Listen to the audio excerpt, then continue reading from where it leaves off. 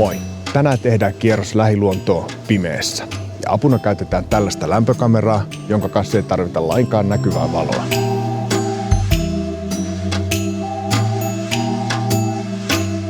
Lämpökamera muodostaa visuaalisen näkymän ympäristöstä lämpötilaerojen perusteella. Kaikki aine lähettää periaatteessa enemmän tai vähemmän lämpösäteilyä. Ja luontokappaleiden kohdalla tämä on ihmissilmälle näkymätöntä infrapunasäteilyä.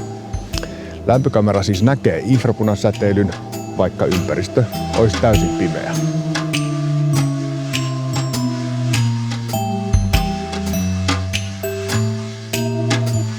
Monet eläimet ovat hämäräaktiivisia, eli päivisin ne pötköttelevät piiloissaan, mutta illan tulle lähtevät sitten liikkeelle. Esimerkiksi liito-oravan liidot voi nähdä lämpökameran avulla täysin pimeässä.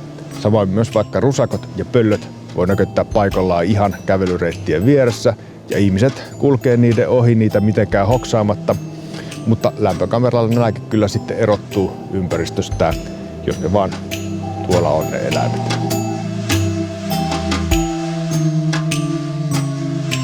Aloitetaanpas nyt tätä meidän varsinaista kierrosta. Elikkä nyt ollaan Länsi-Helsingissä, aivan Espoon rajalla, Talin täyttömään päällä. Ja marraskuun loppu, kello on noin 6 illalla, eli on periaatteessa täysin pimeät.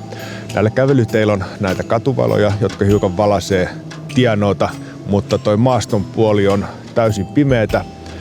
Ja mennään myöhemmin sitten tonne aivan pimeälle polulle katsomaan, että mitä siellä näkyy.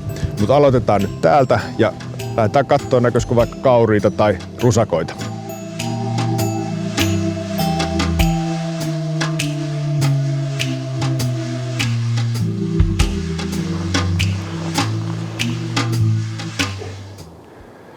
Tässä meni pari valkohäntäpeuraa tai metsäkaurista äsken ohi. Ja ne paineli tonne päin tätä rinnettä pitkin. Ja ne on ehkä tuolla, nyt itse asiassa, nyt menee aika monta kaurista siitä. Siellä on lukumäärällisesti, onkohan siinä 5 niitä kaiken kaikkiaan. Ja etäisyys meihin on semmoset 40 metriä ehkä.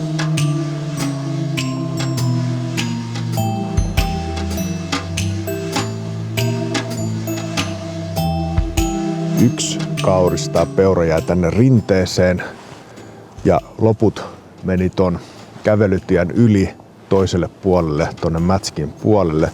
Mennään kattoo vähän lähemmin noita otuksia, mitkä meni ton toiselle puolelle, että onko se niitä metsäkaurita.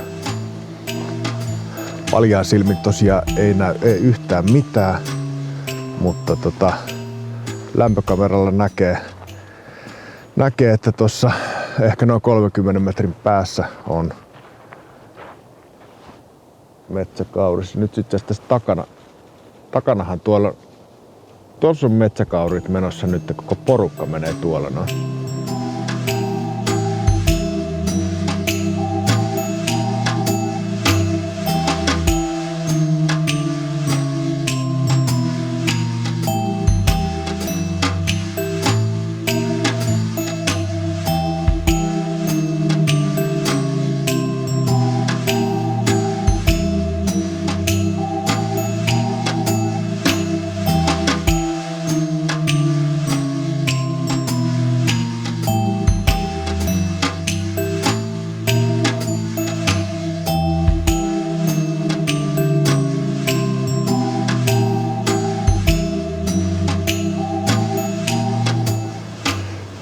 Tännillä suuri yllättäjä onkin tuolla.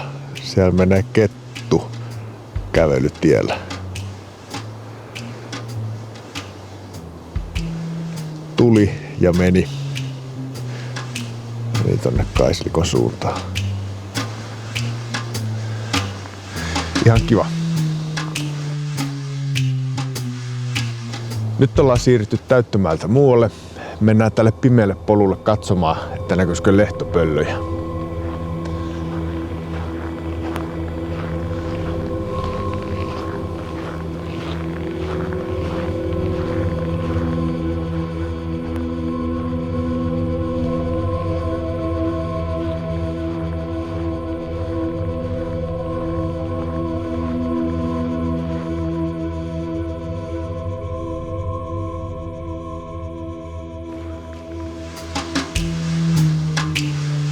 No eipä näkynyt lehtopöllöä livenä.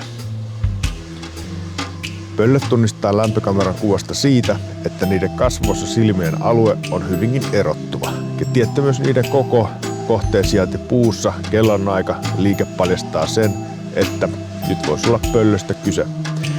Tarkemman pöllölajin määritys ei tällä lämpökameralla oikein onnistu, mutta paikallistuntemus kyllä sitten kertoo sen, että ollaanko nyt lehtopöllöjen reviirillä vai mahdollisesti jonkun toisen pöllölajin alueella.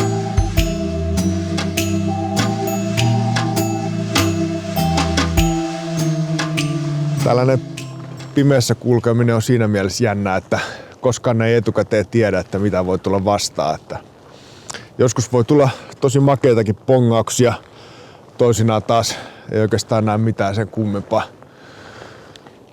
Mutta tässä pätee nämä samat jutut kuin normaalissakin luontokuvauksessa.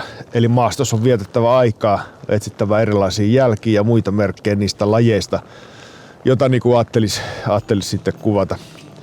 Monilla eläimillä on kuitenkin vakioreviirit ja tietyt rutiinit, jotka toistuu päivästä ja kelloajasta toiseen. Eli informaatio on kaiken kaikkiaan se juttu, ja luontokuvaajalla ei voi koskaan sitä olla liikaa. Ja tästä syystä luonnossa kannattaa liikkua myös pimeällä.